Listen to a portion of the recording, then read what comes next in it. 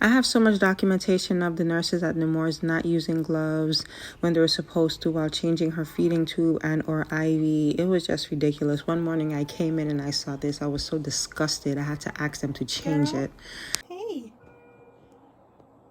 I can't believe it, guys. She's on absolutely nothing. This is her feed for her food, and this is just a machine just in case she has to want something. It's already, ready to go. Just gotta plug it in.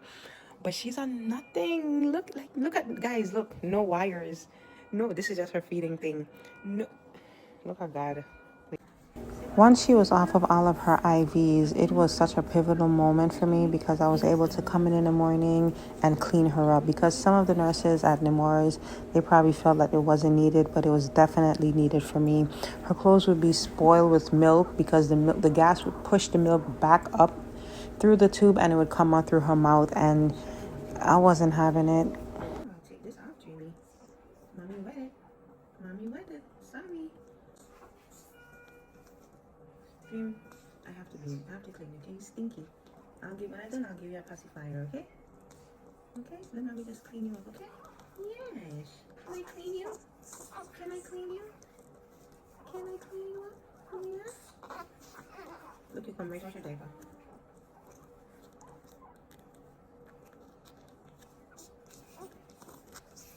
Mommy massage you? You like that? You like that?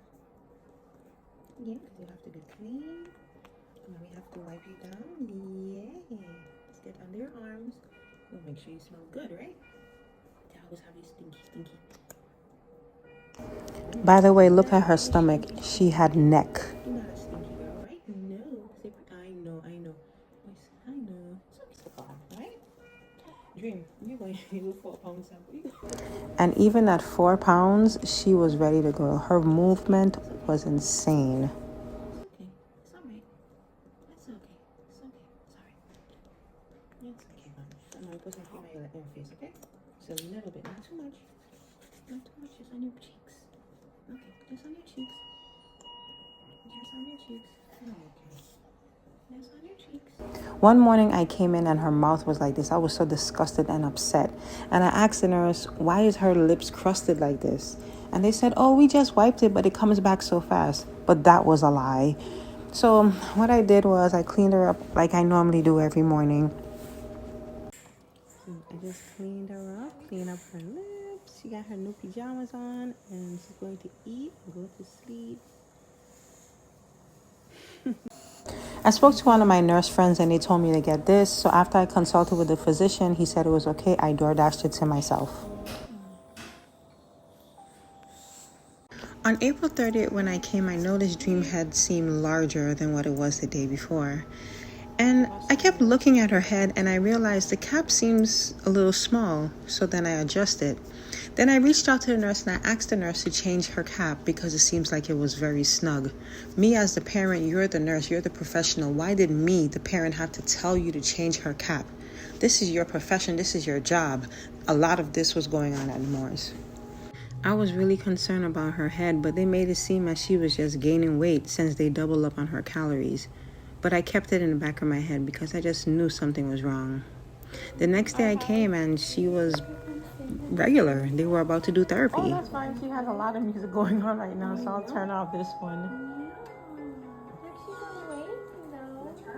A few days passed and her head went back down to normal. I guess her body got rid of the fluid somehow. And look at her big stomach. These moments I enjoyed with Dream all the time. Remember this day, May 6th.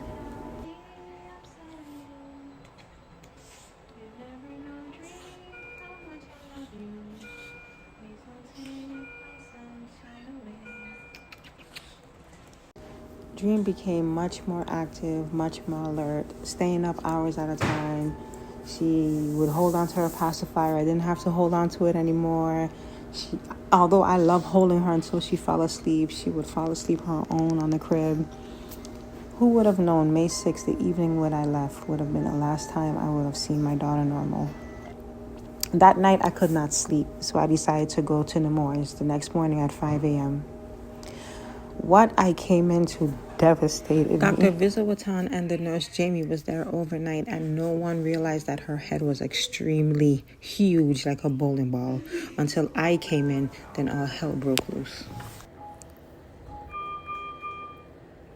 They had to call in an infectious disease specialist and also the urologist who came in and who drained Dream's brain, and this fluid is what came out.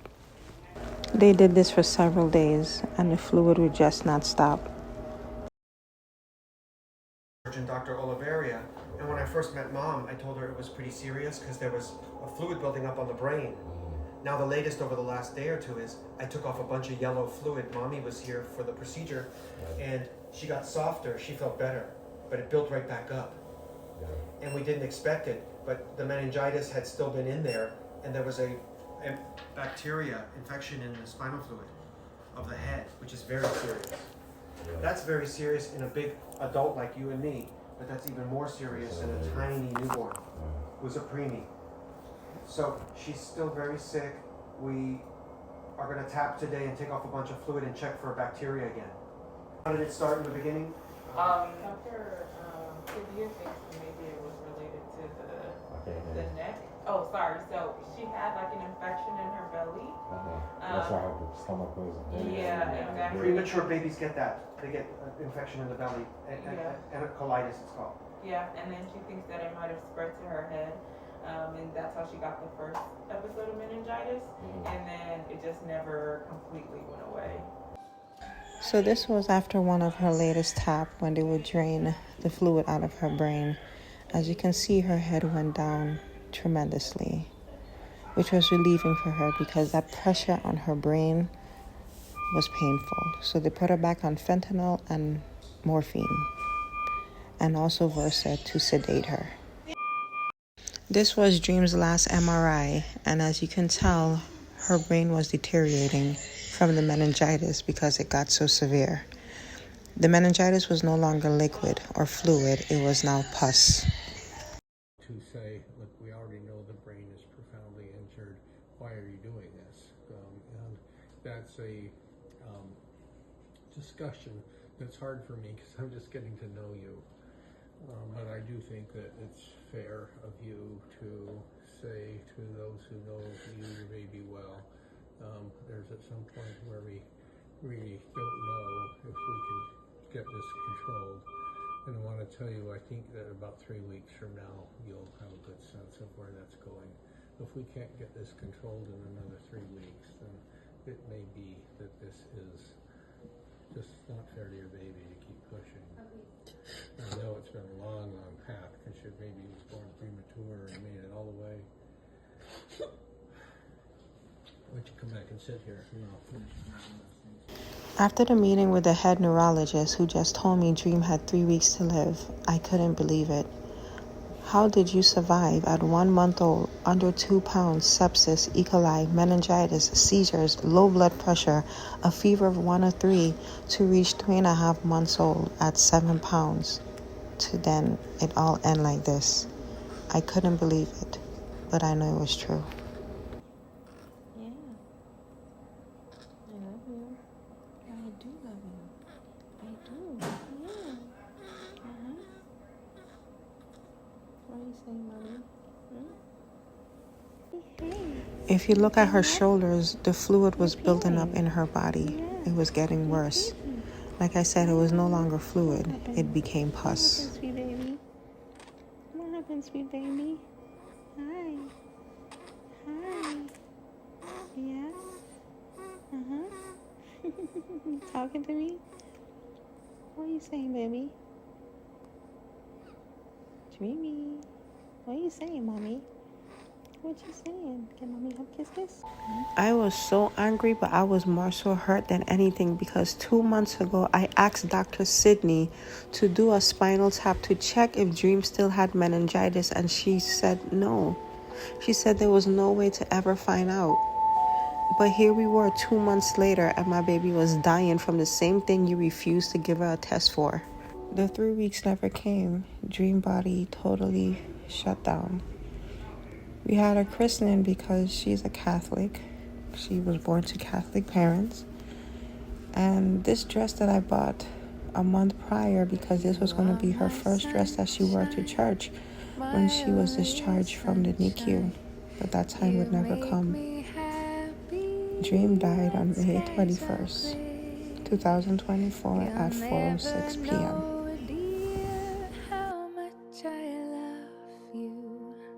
Please don't take my sunshine